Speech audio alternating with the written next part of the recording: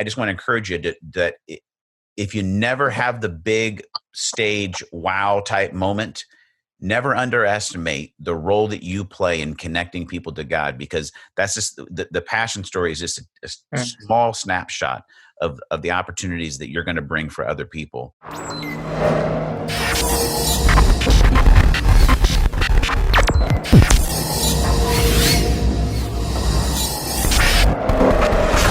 Welcome, everybody, to the Spiritual DNA Sessions. Pastor Daron Earlywine here, and I'm excited to be with Eli Steiner today to take a look at his spiritual DNA results and just kind of have a dialogue with him and help him get to greater clarity on who God's created him to be.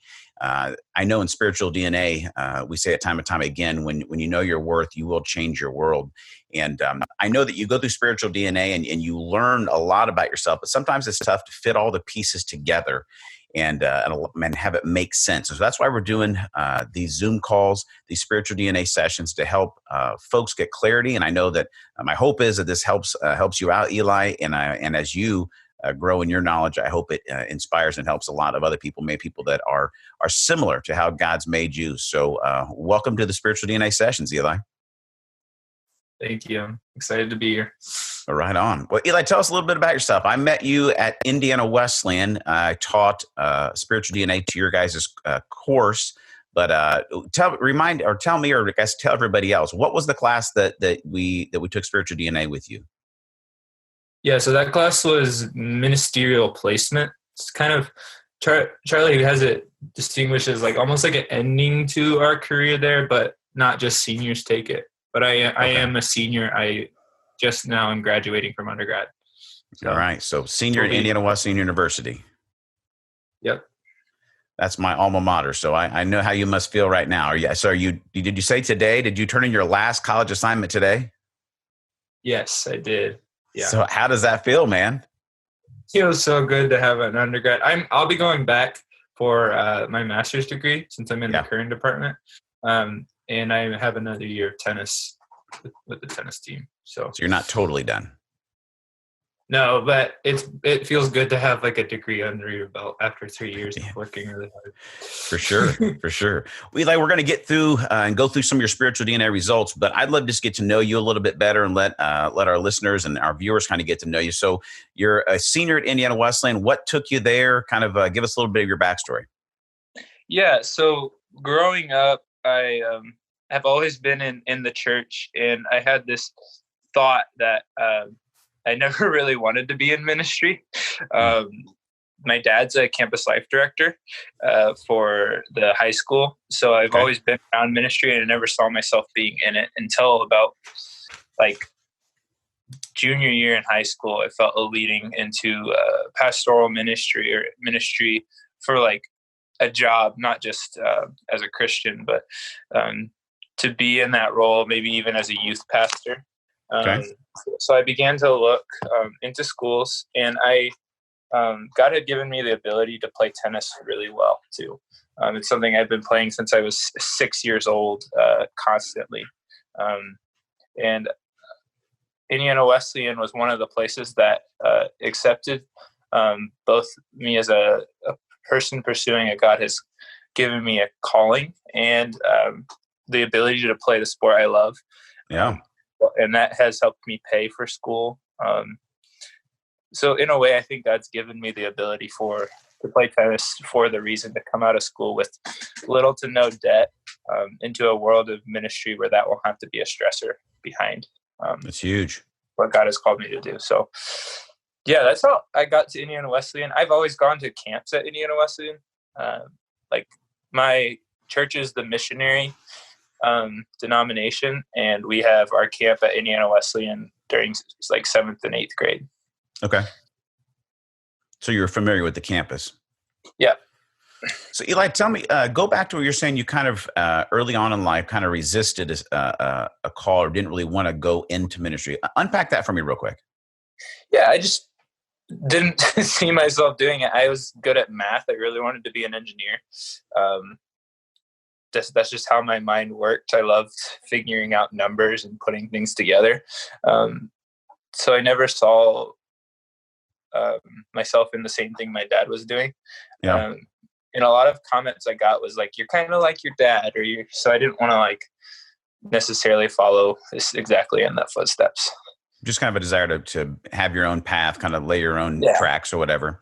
It's interesting talking about math and some of the things that you're able to do. As I'm just glancing over at your spiritual DNA results. I mean, that's right down the pike of how God's created you, which would be interesting to see is as we talk through that, just how that plays out in the context of ministry. So that changed your junior year, and then obviously you've pursued that and began to pursue that kind of calling by going to Indiana Wesleyan. Yes. Yep. What's your major right now? Youth ministry. Okay. And then I'll be studying practical theology and master's. So you're going to go for your master's as well? Yeah. Okay. All right. Well, we're going to jump into your results here, and we'll start with your fivefold ministry function or calling, your vocation, really, from Ephesians chapter 4.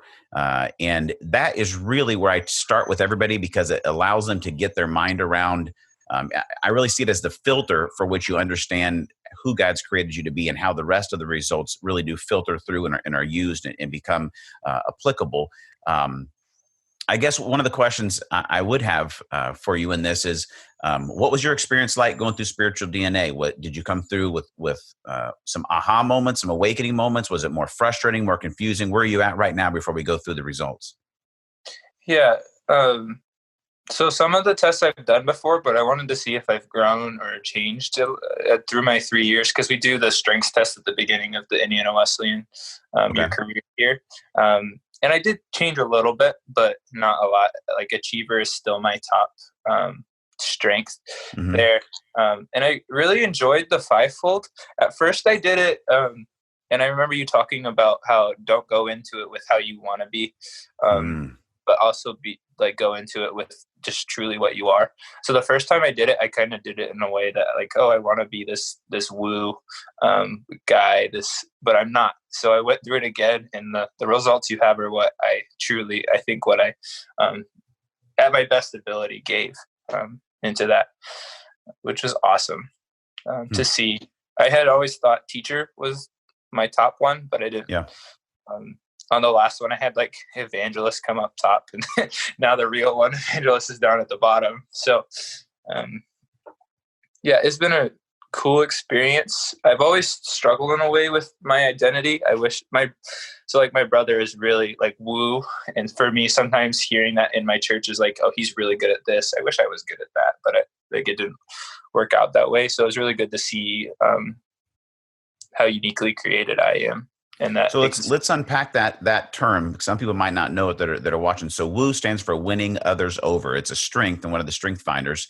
And so a lot of times in a ministry, maybe in a sales, a presentation kind of driven career, anybody that has woo, they're probably going to be pretty loud, pretty outgoing. You know what I mean? They're going to draw people in. They're going to get a lot of attention because that's what they do. They win people over to their cause, to their personality, to whatever it is. And so it sounds like what you're saying is that with your brother being that way, you felt maybe an unneeded pressure that like, if I'm really going to do the ministry thing or excel, I got to be like him. Is that kind of what you felt? Yeah, a little bit. I can remember this past summer I did a church internship, and he was a senior in the youth group and I was the intern. And I kept remembering, like I was learning how to be a host. And I come off stage and I was like, so how do you do this better? And I remember one of the youth pastors saying like, well, you know who's really good at that? Your brother. Because he'll host for our main service. It's just his personality. Yeah. That was a big struggle for a while. I think we talked about it maybe when I was teaching the class to you guys, Eli, is that in all of the spiritual DNA results, we have to pay attention of whether we are dealing with envy, arrogance, or ignorance, right? So we can have in all of the results, we may have a presupposition of what we feel like is good or the best or the way I should be or whatever it is. And that's where we get into like a gift envy. We see somebody and we go, oh man, people like that, man, it'd be so awesome if I could be like that. Or we get into a gift arrogance, right? Where we look at our DNA and we're like, I wish everybody could be as awesome as me, right? Which doesn't help.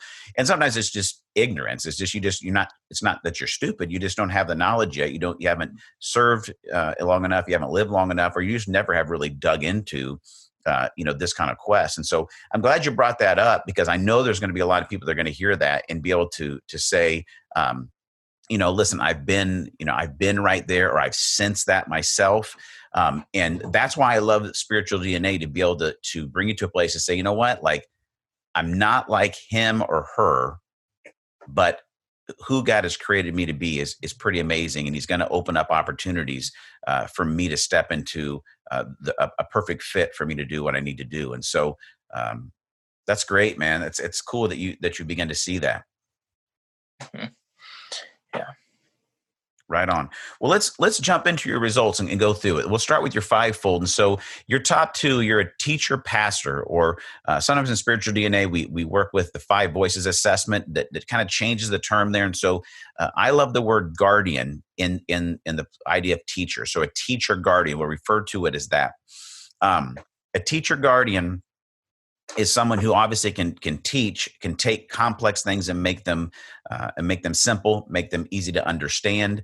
Teachers, guardians are usually great at process and of structure. They're great follow-through people. They're usually very detail-oriented people.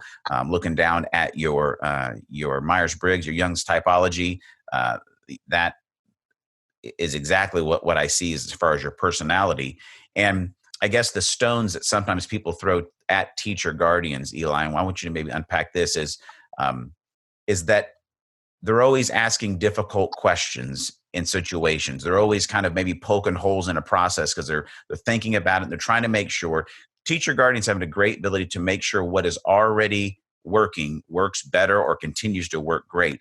And that means that sometimes they have to have a very critical eye to be able to see things. Has that been an experience for you through high school and through college? Kind of unpack that for me.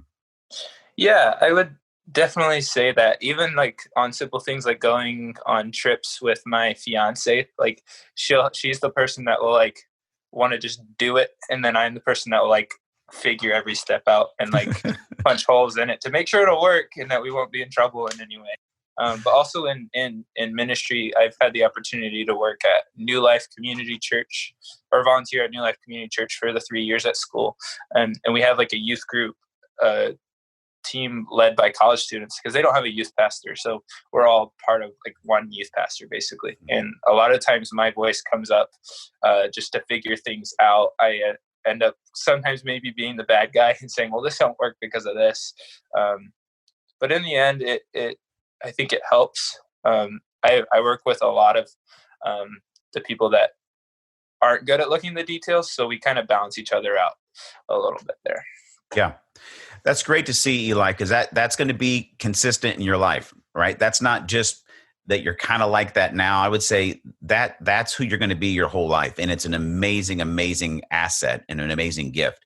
The process of maturity in it is going to be, though, is to know that God has created you like that. You're not a negative. You're not a wet blanket. You're not somebody who's, just stuck on the details. Like you're a gift to more apostolic type evangelistic leaders. Your 5 of the fivefold is an evangelist connector, right? That's going to be, your lowest in this. And so, the cool thing to see there, I wonder, it'd be interesting to see if your brother went through this, Eli, what his results are.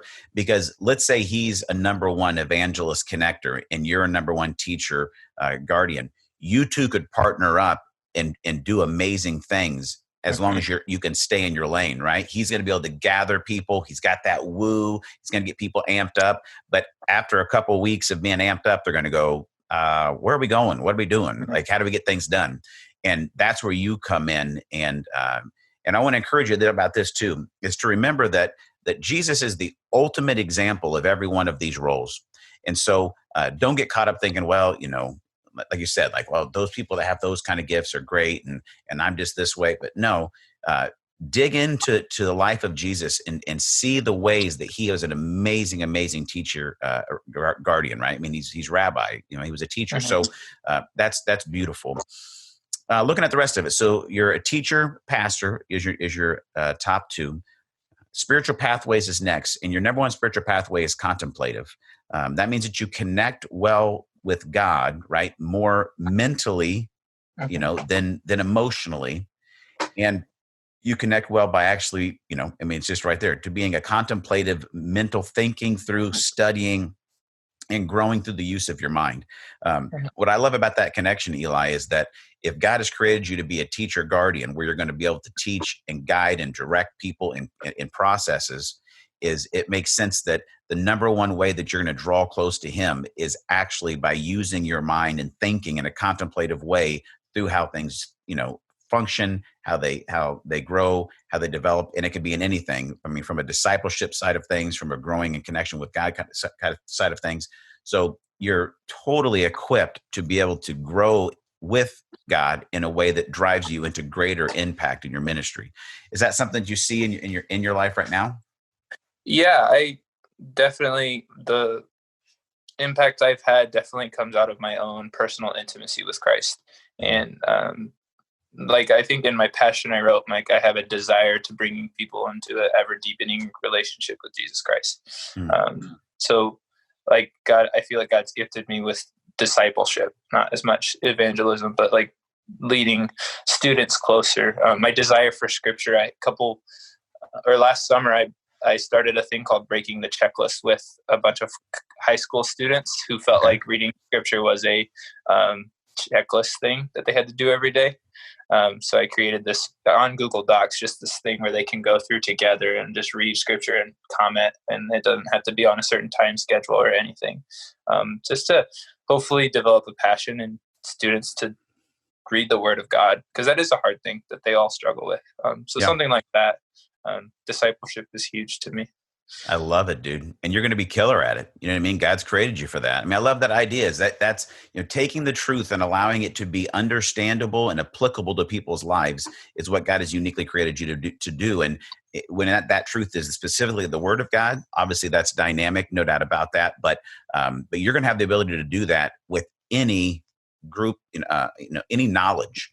So whether it's cooking, whether it's cleaning, whether it's building something, whether it's computer stuff, God has created your brain to work in that way. And when you give them the good stuff of that, it's going to be an absolute gift to the people that you serve. Your personality, you're an INTJ. So you are an introverted, intuitive, thinking judger. Those four tie right in with your spiritual pathways and your ability to be a teacher. To be able to get alone by yourself, to be refueled. That right, doesn't mean that you're bad with people. Introverts aren't bad with people. They just recharge their batteries the way they like to arrange their world, right? They'd rather be alone. And so that ties in so great with that contemplative spiritual pathway in your teacher guardian role. That's beautiful. And then strengths, you're an achiever is your number one strength. Connectedness, learner, relator, arranger. So looking at that, Eli, what I like is it's almost like your strengths, and the top five, there's 34, right, of the strengths, 34 of the strengths. And what's interesting is that you talked about, you took it before, and achiever was always number one, right? Is in the strengths, one thing that I want you to know is that your number 34 is never going to make your top five ever, right? But you're probably your top, 7 or 8. There could be some there that would move because of life phase and education and need. But that top, probably 6 or 7 are all going to be right there your whole life. And so that's cool to see that achiever is number one. What I think is interesting about these 5, Eli, is that it's almost like every other one is more of a relational connection, and then the other one is more of an achieving, knowledge base strength, which I think is really, really cool and unique and great in a ministry context for you, because you're an achiever, but number 2 there is to drive towards connectedness and deeper relationship, right? Which is the discipleship stuff you're talking about. And so if life is relationships and everything else is just the details, you're not just achieving to achieve, you're achieving to stay connected. Then number 3 for you is learner, which obviously ties right back into your contemplative spiritual pathway. You're being an IT as far as your Jung's typology, an introverted thinker. And then obviously that drives back into being a strength that's going to allow you to actually have something to teach and guide people in. Then your next one, right? Relator, boom. Now we're back to a relational context, which is amazing. And then that arranger theme, bro, as far as your leadership and what you could bring to an organization, whether it's inside or outside the church, what you just described about the Bible study thing that you put together, right? I mean, you think about the 5 strengths that made that successful, the Bible study you did for those students. It literally is those 5 strengths at work in your life. Can you think of an early story of your life in your childhood where you saw those strengths at work?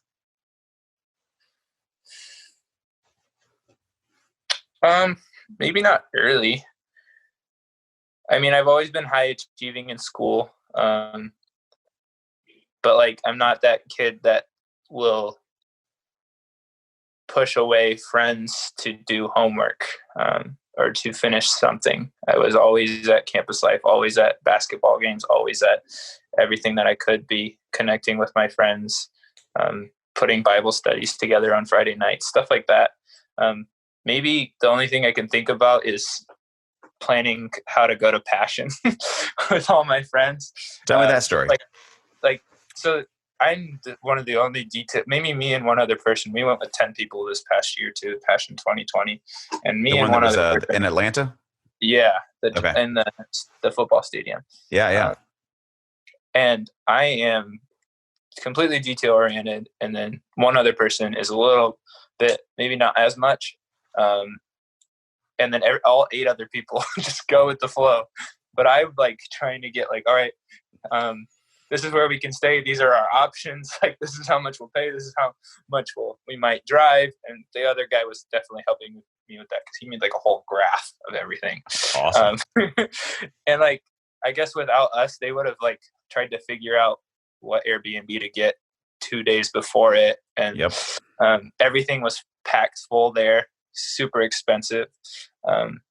So I had to figure out those details, like 3-day parking, like each day get a parking pass for my car, make sure each car has that, just like really small details. And then figuring out how much money each person owes to this person because they paid for it. But then also being able to go and connect with my friends, connect with the speakers and the worship bands there, and connect with God. So yeah, I guess that's the only thing I can think about, is that all coming together. Not much in my childhood that I can remember. Well, don't miss what you just said there, Eli. That is beautiful, man, because you being who God's created you to be allowed other people to have a life transforming experience with God. Mm-hmm. Like, it's bigger than just, we went to Passion, right? I guarantee you, the people you took, they're going to talk about what they learned in that experience with God, probably for the rest of their life. And I think what I want you to see is, as God gives you ministry opportunities and in your leadership, is you might end up being one of the guys on stage at Passion 2030, right?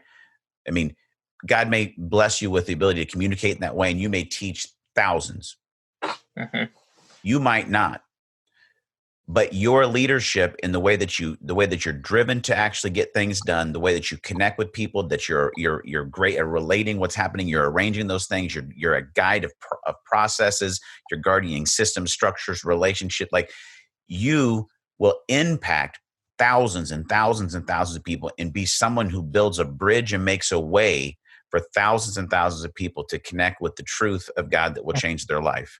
And I just want to encourage you that if you never have the big stage wow type moment, never underestimate the role that you play in connecting people to God, because that's just the Passion story is just a small snapshot of the opportunities that you're going to bring for other people.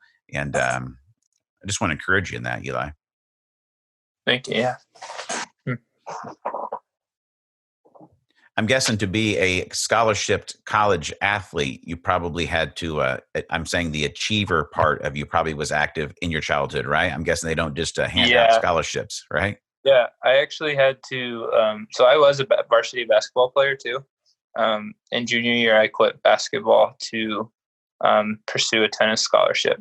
So instead I would play year-round tennis for 2 hours a day after school, instead of going to basketball. But then I got the scholarship junior year, and then I was able to go back and play basketball because I loved the people and loved the sport. So yeah, I will do what I can to Yeah. achieve it. Yeah. It's beautiful. What, when you wake up every day, Eli, do you feel like you've got to accomplish something? Yeah, if I sit in my room, I start getting like sick to my stomach. Like whether that be getting an assignment done before this time so I can have this time later. Typically, like even when like today, I didn't have to wake up at any time, but I was like, all right, I'm setting my alarm for 9. I'm getting this assignment done before I talk to Daron. So then I can have time after to go hammock or something and be in the Word and be outside. So that's like what you said. You said outside because your third spiritual pathway is a naturalist, and it's pretty close to the top. So I know you mentioned a couple of times in our conversation about wanting to go out and hammock and just be outside. And so it sounds like that's ringing true that God is definitely, you connect with him outside. Yeah, I'm so excited to hike and camp. I am doing a residency in Colorado All right. next summer with Generations Church. And I'm really excited to be there and be in a new culture and learn new things, but also like get out away from Indiana and like get in the mountains. Yeah. That's how my fiance and I are both like that. We love to just be outside in the sun and enjoy what God's created. Yeah. Does that feel insignificant and kind of trite to you, or does that feel significant that you're drawn to that kind of environment? Oh, I think it's pretty significant. It's it's not super hard for me when it's just gray clouds, but I would rather it be bright and going places. Quarantine. I'm an introvert, so sometimes it's okay, but I would rather be going places. Yeah. Well, one thing I want to encourage you, Eli, is I had a buddy who is a dynamic worship leader, and he lived out in Colorado for a while, and then he moved back to Indiana. He grew up in Indiana, and he got to a place where I've not taken him through spiritual DNA. I wish I could, but I would bet probably $1 million that one of his spiritual pathways, if not his number one, is a naturalist. Mm-hmm. And he went out to Colorado and ended up taking a job out there and has just absolutely flourished in his worship leading, in the ministry he's leading. And so much of it for him has been, is he had to be in the mountains, right? He had to be in a place where he could get out and be in nature. And so I'd lean into that. You know what I mean? Don't take that lightly. The same way, you wouldn't looking at being, a teacher or looking at the idea, the understanding of being an introvert, is lean into that. And I know that obviously family connections and networks are important in that. I'm not saying you got to move away from your family, but don't take that lightly, that being in an environment where you could be engaged in nature often would be something that would recharge and strengthen you in your connection with God. And those things are important because if you're going to be involved in a ministry context, you're going to be continually pouring out into others, right? And so you've got to make sure you have that process of deepening and pouring back into yourself. Yeah. Yeah, I've never thought about that because one of the things that some churches will do is like share where they are and like how cool that is. And a lot of times people will look down on that they're sharing that, and they're not sharing about their church. But I think for me, it was really cool to hear where they are and like seeing what I could experience in God's creation while still being at a really cool church. Yeah. So I love that you're already moving in that direction. I mean, for 21-year-old man, it like sounds like you got it going on. I mean, you got a fiance, you're going to Colorado, you're already done, you're going for your master's. When you said that identity has always been something that you've struggled with, or at least has been something you've battled with, what does that look like? Yeah, I think I've shared a lot of it. My brother and I have always competed in tennis. He's on my team at IWU now. He's also a ministry student. Christian ministry. So like a lot of that, it's not like his fault or anything like that. It's just he's different than me, and sometimes I want to have those characteristics. Who's older? I'm older. He's Okay. a freshman. Okay. So even that plays into it a little bit. So yeah, I've asked God to give me a heart that praises and has joy when other people succeed in ways that I can't. And I think he's beginning to do that, which is really cool. I think identity might be something I always struggle with, but he's going to continue to give me confidence in the way he's created me uniquely. This is going to help a lot. And I know that he'll continue to instill that confidence every day as I continue to seek him. Absolutely, Eli. I love what you said there is, and write that down in a journal, is you will continue to struggle with identity your whole life. When we look at the understanding of, we talk about this in spiritual DNA, when we talked about that, the covenant triangle, right? That this relationship we're in with God, it's a covenant relationship. And the idea that in a covenant relationship, it's, father, identity, and obedience. And that is something that changed my life as I understood it, because so often, I remember Mike Breen taught me this and changed my life, because he talks about that. And it's in one of the spiritual DNA videos, that we always do it backwards. We get connected to God, our Father, somehow. And most of us focus directly on obedience, which is performance driven. How am I doing? Am I doing enough? Am I sinning too much? Am I sinning too little? Am I reading the Bible enough? It's all performance driven. And we tell ourselves who we are. And that is the absolute opposite way of the kingdom, right? Is that God connects us through grace, through Jesus, and he tells us who we are. And obedience flows out of identity. And here's the thing that I want to encourage you to take a look at, Eli, is that when the devil comes and our enemy, right, the word says he's an accuser, is the two things he wants to attack most is our identity or God's. Right? Because if he can get us to distrust God's identity, which is his character, right? What is true about him, it throws everything off. And then for us, if we can begin to question and distrust or not have peace in who God's created us to be in our identity, it's an absolute tailspin. So I love what you said there, and I want to encourage you is this will be a journey for the rest of your life. And I'd encourage you with your spiritual DNA results.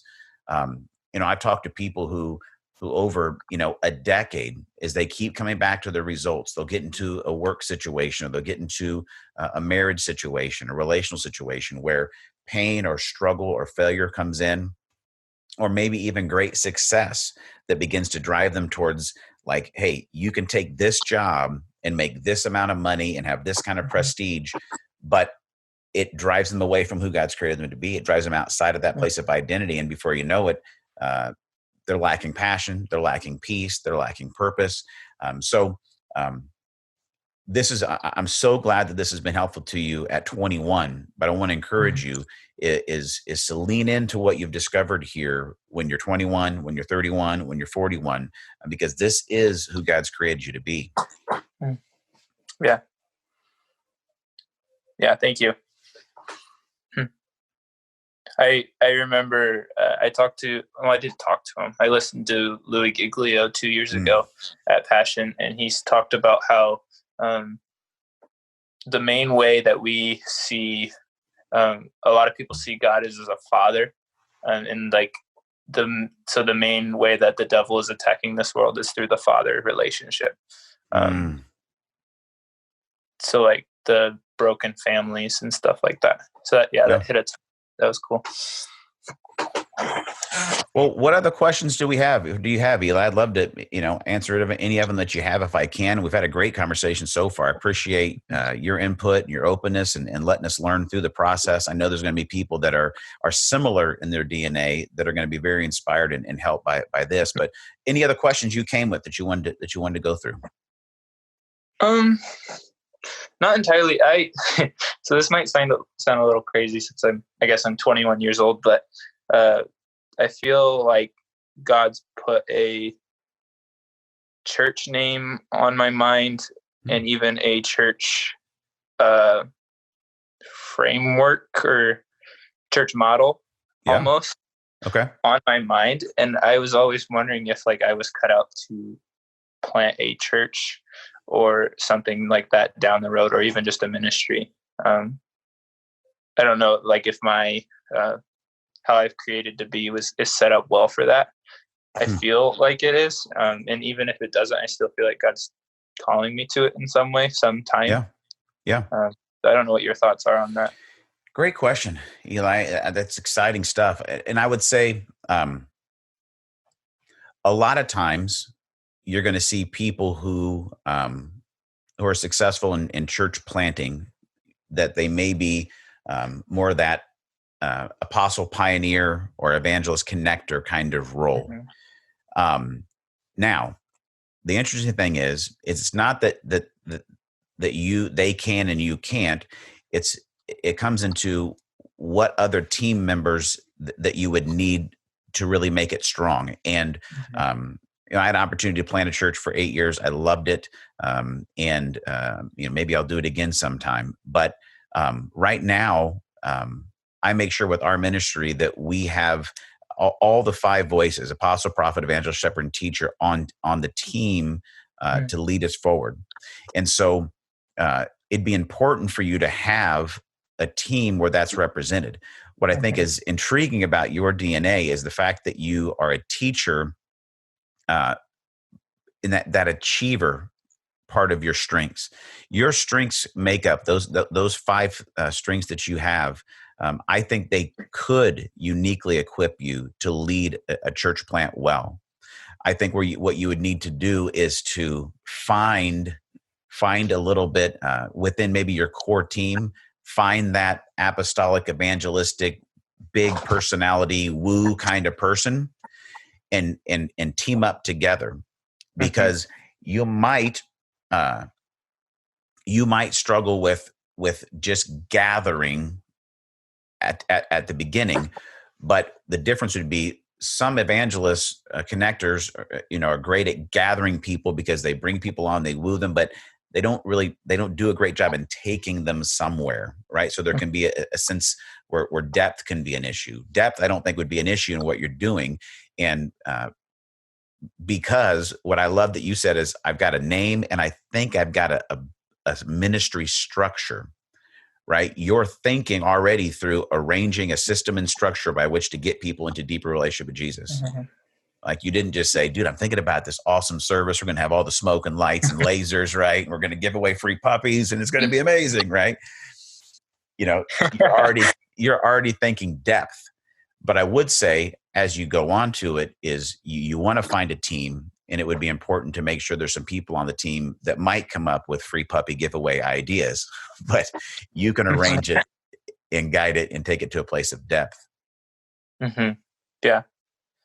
I'm pretty close to someone like that who is also a worship leader. So we've had conversations.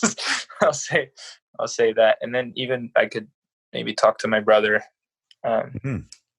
which would be cool. We've joked around about it too. I feel like the jokes that I make, especially I made jokes about maybe being a pastor someday, they end up coming true sometimes. Be careful with those jokes, Eli. Right? Well, dude, I love it, dude. I love your passion for the church. I love where you're going. I think you're going to be, what I want to let you know is that God has equipped you for everything that he's called you to accomplish. In the first passage that we, build.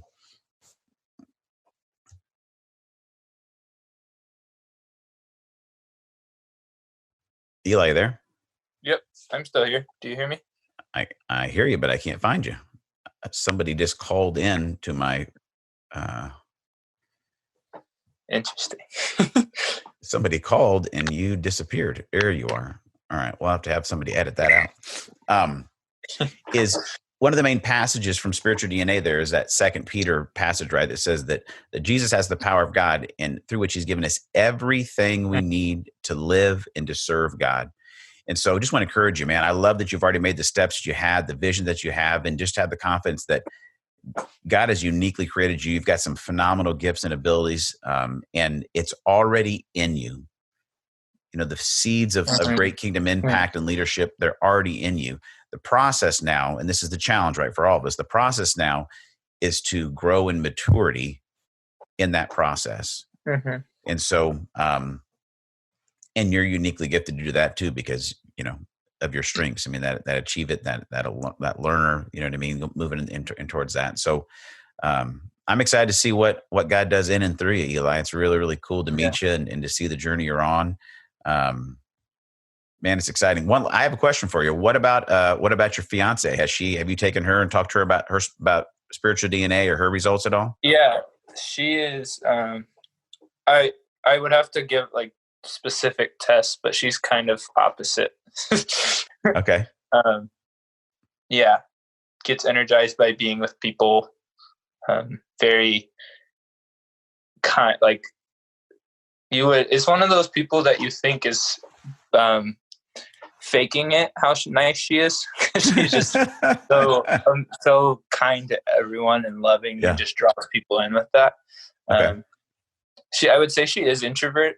She is introverted, but she's more loves to be with people, almost like so I'm okay with sitting in my room doing homework, but then being outside, but she like had to go get a job or like had to be with people. So, in a way we're the same, but also in different ways. Yeah.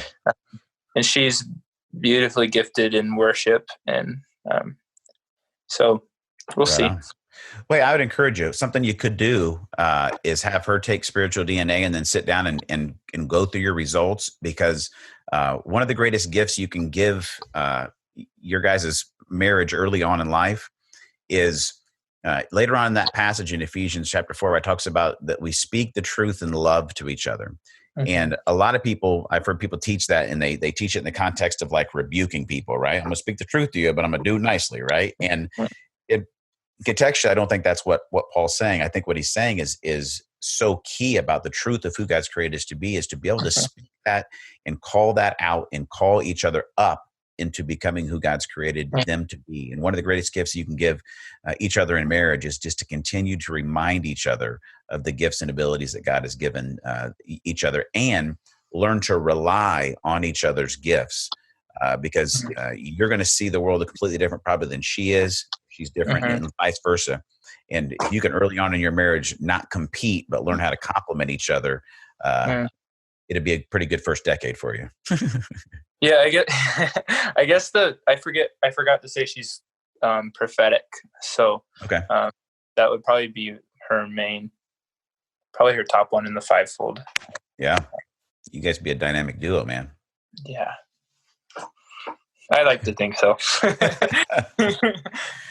Well, Eli, man, I've loved the time together. I appreciate you reaching out and allowing us to record this to help other folks. Man, it's just good stuff. If you don't have any more questions, we'll wrap it up. But I'm excited to see where God takes you and where things go as you move into your master's and towards your marriage, man. Yeah, thank you so much. This is really helpful. I'm excited to move forward with it. Rock and roll. Well, if you have any more questions, thoughts, don't hesitate to email me, reach out, whether it's email or social media, Twitter, whatever. I'd love to be here to help you to continue to walk the journey, man. All right. I will do. Thanks. All right. Take it easy, Eli.